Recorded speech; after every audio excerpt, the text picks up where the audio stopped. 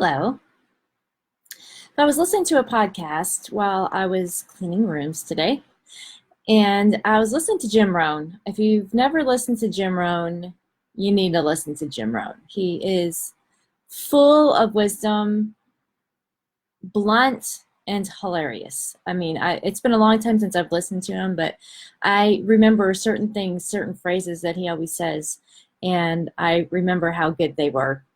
So anyway, I was listening to that today, and he was talking about how he had this list of reasons for not looking good because nobody wants to look bad. So you have these reasons as to why you don't look good.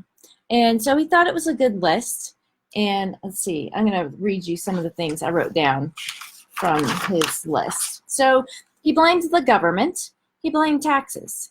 He blamed the prices in the stores. He blamed the weather. He blamed the traffic. He blamed the car, the manufacturers, the company policy, the training program. He blamed negative relatives, cynical neighbors, the economy, and the community.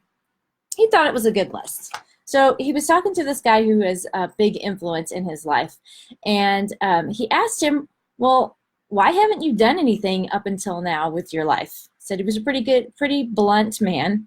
And so he went through his list of all the reasons why he wasn't doing well up until this point. And so the guy waited patiently. And then when he was finished, he said, there's a big problem with your list. And he's like, well, what's the problem? He says, you aren't on it. And so it was a big revelation for him. Oh, well, maybe I should be on that list. He talks about when he went to work for him a few months later that he tore up the list, started a new one, and what he wrote on it was me. It's the only thing he wrote on the list.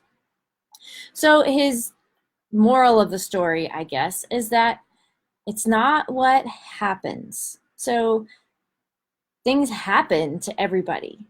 The sun went down on all of us last night, no matter who we are. The same things happen to two different people, and one of them is poor and the other one gets rich. So why? So it's not what happens, it's what you do that changes everything.